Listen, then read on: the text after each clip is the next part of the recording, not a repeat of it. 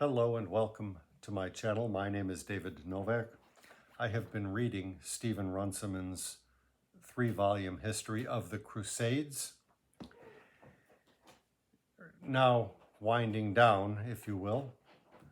And yesterday I came upon a page online of a PhD named Andrew Holt, who approached, quote, 34 medieval historians who were asked to provide a list of the top 10 most important books on the Crusades.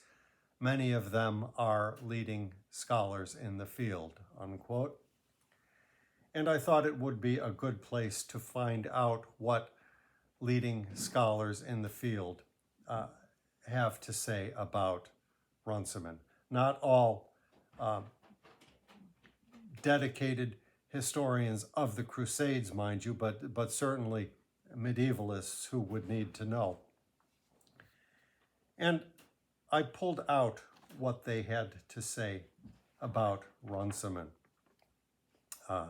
It's a good resource if you're thinking about reading something on the Crusades. And I will put a link in the description so you can go read all of the scholars and all of their full responses. I found it because I was looking at a book by somebody named Kenneth Seton, which is a 4-volume or a 6-volume set. And one of the scholars talked about that and said it's a good set, but it's very difficult to read. You will hear from these responses that Runciman is not difficult to read. So I will give you the name and university affiliate of the scholar, followed by what they had to say about Stephen Runciman. And I'll do my best to get through these quotes. I put it onto a single sheet of typewriter paper, and it's a little bit too small for me to read well, so I'll do the best I can and try not to stumble. David Abulafia, Cambridge University. Did you ask for the 10 best books or my 10 favorite books? No, the 10 most important.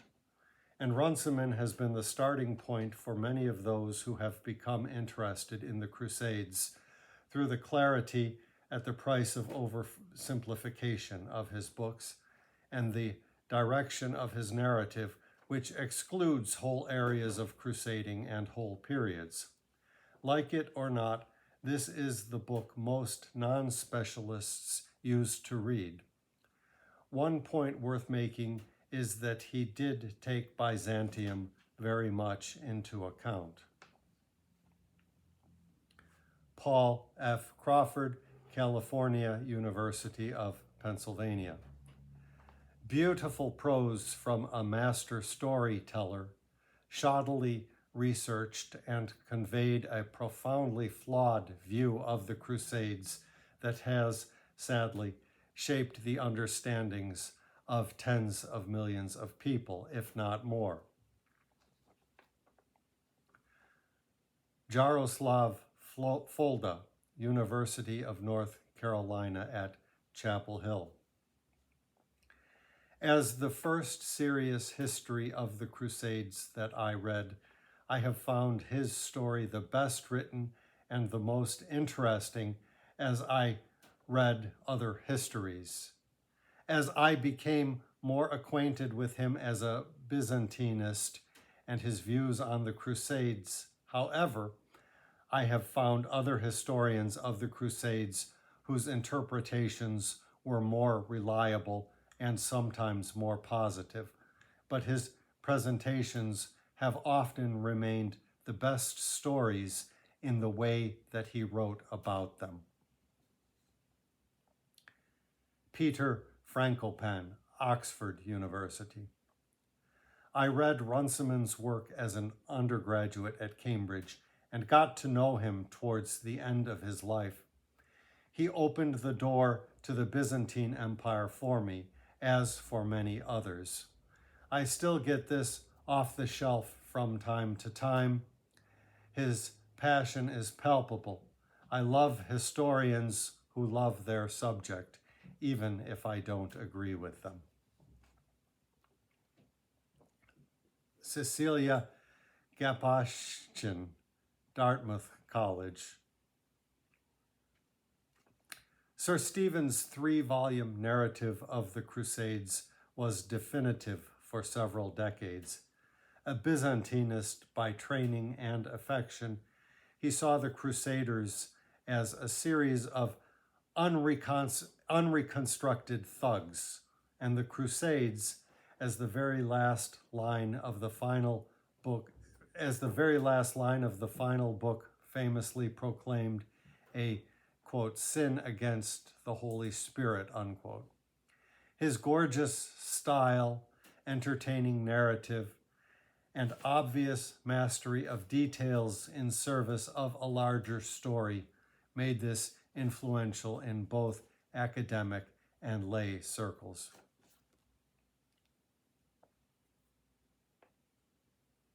Susan Edgington, Queen Mary, University of London. As an undergraduate, like so many others, I was seduced by Runciman's 3-volume history of the Crusades. 50 years later, I am aware of its flaws, but at the time I was impressed by Runciman's masterly fusion of narrative with the authority of the primary sources. Edward Peters, University of Pennsylvania, had this to say: drawing largely upon the recent research of several remarkable French scholars of Byzantine civilization, Runciman, a private scholar of Byzantine and Balkan history, produced an enormously readable and popular history of the Crusades that dominated Crusade readership for a generation and brought the role of Greek Christianity and the East Roman Empire squarely to the fore in Crusade studies, where it had long been banished to the periphery by scholars like Edward Gibbon and his successors. That it is now central is one admirable result of Runciman's work, although the work itself contains many errors and is no longer helpful for scholarly use, except in demonstrating the high art of English prose. The strong case for the Byzantine role in the Crusades has been continued by the learned organization, the Society for the Study of the Crusades and the Latin East, and its journal Crusades, and by such studies as that of Jonathan Harris, Byzantium and the Crusades, and Peter Frankopin, The First Crusades. You can get that in better detail by going to the page itself.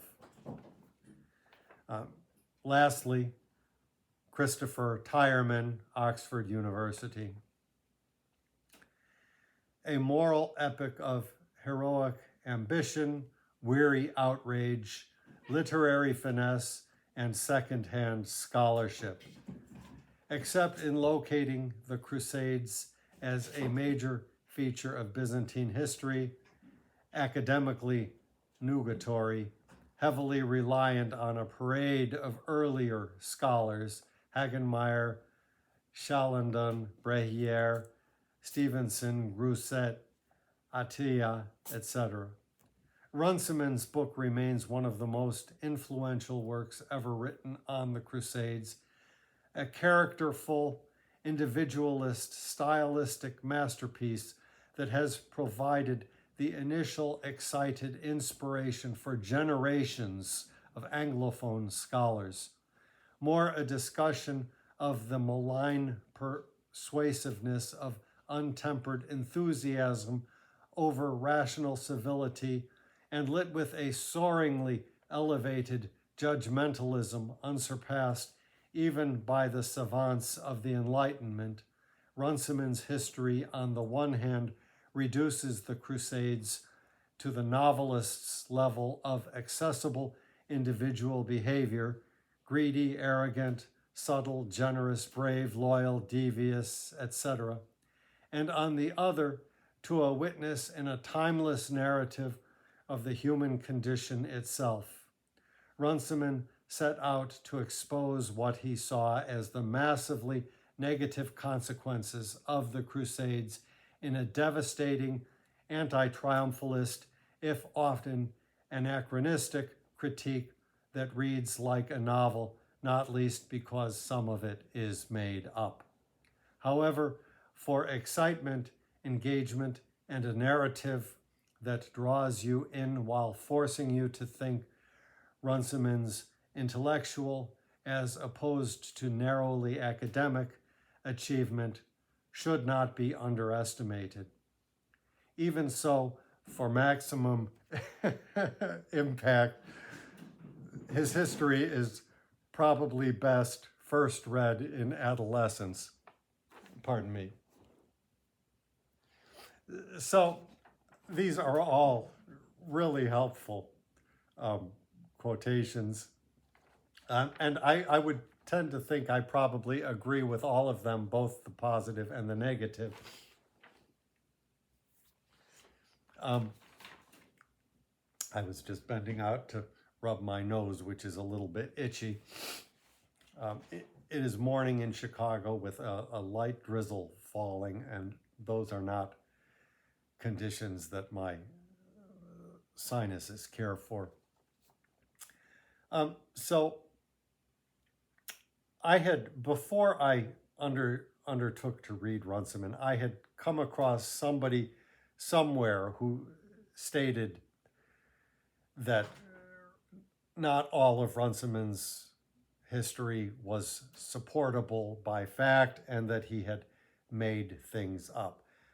I took it as somewhat of a malign slander, but I reserved that there probably was some truth to the allegations, and I'm perfectly fine with that, which means that the faults which I would not tolerate in Anthony Everett, I am okay with in Runciman, and that would be because of the majesty of the prose, if you will. And also the fact that I understand that no historian is going to get it right. And as with Gibbon, one of these quotes criticized Gibbon for having completely neglected the Latins in Byzantium, if you will. I think that's what it was. And Runciman corrected for that, he said. Well, so there are future historians which will correct for Runciman. If I have a book by, I think, Thomas Asquith on the First Crusade, if I ever get there, perhaps it will sharpen me up. I'm not worried about it. I am, honestly, in my adolescence as a medieval scholar, if you will. I'm not going to become a full-fledged medieval scholar, but I've only read Gibbon and this. Along the lines in my life, I may have glanced at some work of literature here or there, but I really am coming to this knowing absolutely nothing. And so Runciman has been a wonderful read for me. The next work of the period specifically that I will undertake is the 3-volume set on Byzantium by Norwich. But that may not be for decades, and I don't intend to live for decades, so I may never get there. Now, a book that I had mentioned was brought up by one scholar as being a very good source for learning about the Crusades, and that was Bernard Hamilton of University of Nottingham, who brought up Peter Jackson's The Mongols and the West. So it's one more vote in favor of me buying that book, even though it's a bit pricey. He had this to say: the Mongol Empire dominated Central and Eastern Europe, the Middle East, and much of Asia throughout the 13th century, and the Crusader states and the crusading movement cannot be studied in isolation from it. Peter Jackson's detailed and learned account is an indispensable work for understanding the 13th century crusading history. So I want to learn about the Mongols just in and of themselves, not for their impact on crusading history, but this will be helpful. So I think this has pretty much secured that I will buy it, not immediately, but I will keep that in mind. Even when I read Gibbon, I was aware that I was going to need to learn more about a lot of this stuff. Gibbon was masterful and wonderful for me as an introduction to the whole topic of, what his title spake of, the decline and fall of the Roman Empire. I had, previous to that, only read little bits pertaining to the time of Caesar and Cicero. And even though I didn't understand a lot of it, it gave me the broad picture. And I knew I needed to delve in a little bit more deeply to get a better understanding, because he did not simply focus on Rome. The latter part of the book focuses on the rise of Islam and focused on the Crusades. And I think he was right to do so. He provided, again, the broad picture, which is what I, as a novice, was after, even though it was not an easy read. And fortunately, I am comfortable reading things that I don't understand. I'm okay with leaving bits of information unresolved in my mind and just proceeding. Now, I would be a ripe candidate for, after I've read everything that Gibbon and Runciman lead me to in the future, if I make it to other works, I would be a prime candidate then to reread their works. I don't think I will ever get to that point. So you take what you have. I was never a scholar in my life, though I was always very much impressed by and appreciative of scholarship. So I thought I would share these little quotes. And again, I will put Andrew Holt, PhD's link in the description box, and I encourage you to check it out if you're looking to reading about the Crusades. Thank you very much for stopping by my channel.